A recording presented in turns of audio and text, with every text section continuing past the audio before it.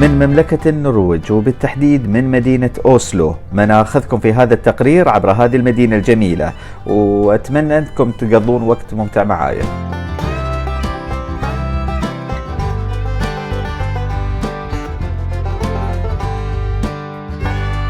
الشعب النرويجي له نسبة من مبيعات النفط من الحكومة، كل سنة تدخل له نسبة معينة حتى لو ما كان يشتغل، وأيضا الحكومة مأمنة له التعليم والصحة بالمجان.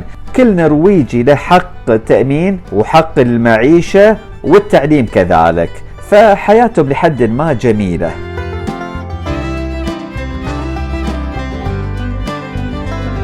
هذا هو القصر الملكي أو مبنى البرلمان النرويجي، يقع بموازاة بوابة كارل يوهان، هذا على الشارع الرئيسي في وسط أوسلو.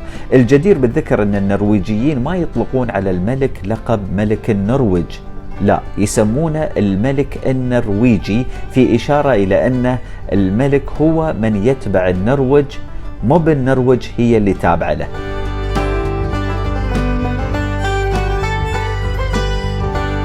ملوك النرويج شديدي التواضع. الملك أوليفر الخامس كان يستقل المواصلات العامة مع عامة الشعب، فقالوا له أنت ما يستوي تاخذ المواصلات العامة وأنت من غير حراسة.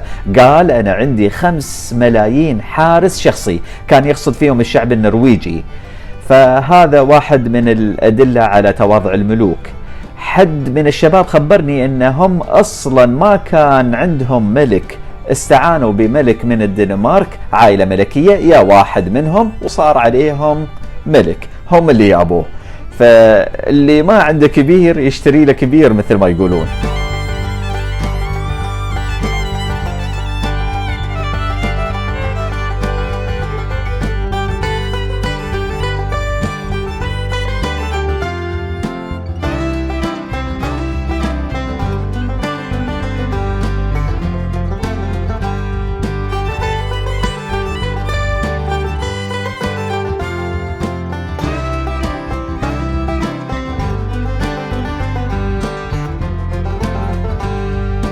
واحد من مصادر الدخل القومي في النرويج هي تجميع القمامة أو الزبالة أنتم بكرامة وتصديرها إلى السويد.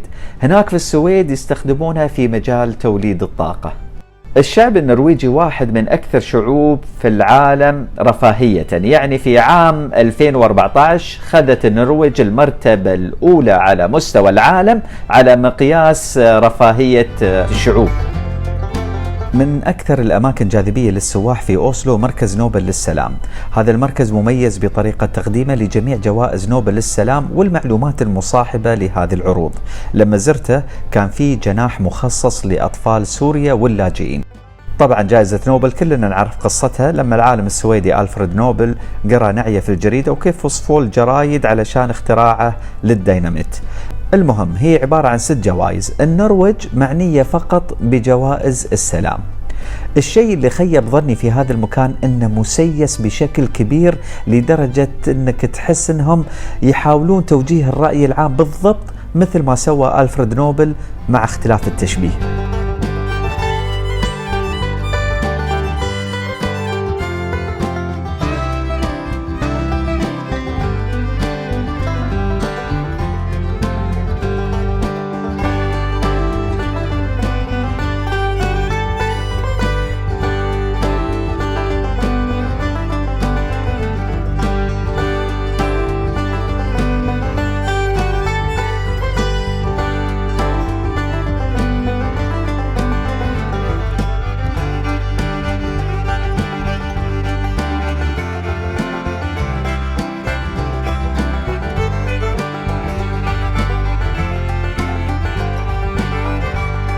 So, now, before we start, we need to do with the safety instructions.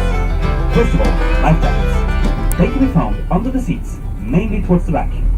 In the front, down where the... الحكومة في النرويج عندها اهتمام كبير في البيئة، شأنها شأن كل الدول الاسكندنافية، وعشان كذا في مناطق في أوسلو مزدحمة الحكومة قامت تضيق فيها على الناس من خلال عدم الموافقة على الصيانة ولا تمديدات الكهرباء، أو حتى توصل فيهم أحيانا أنهم ما يمدونهم بالغاز، الغاز اللي هو أصلا سلعة غالية جدا في النرويج.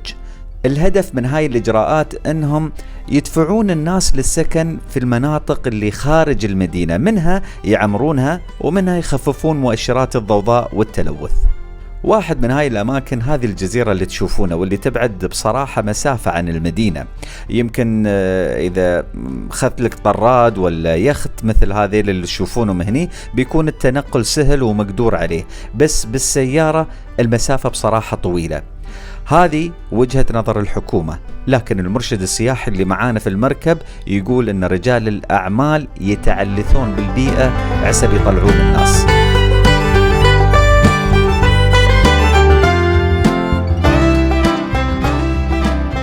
السكن في هذه الجزيرة في هذا الوقت، خاصة مع الصيف وأجواء الجميلة، كأنك عايش في جنة رب العالمين على الأرض بصراحة.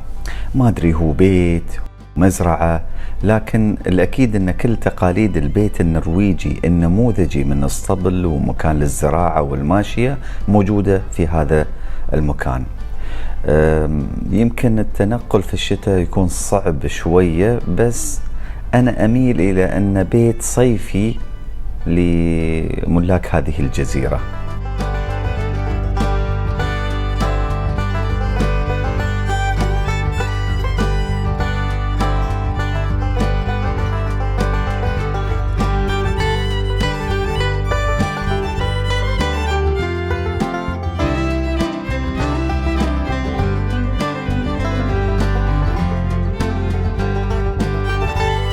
مملكة النرويج بشكل عام مملكة جميلة جدا، فيها الكثير من الأماكن السياحية، وأيضا هي تدعم مثل ما قلنا السياحة العائلية، لكن المشكلة الوحيدة فيها أن المعيشة شوية غالية بالنسبة لباقي الدول الأوروبية.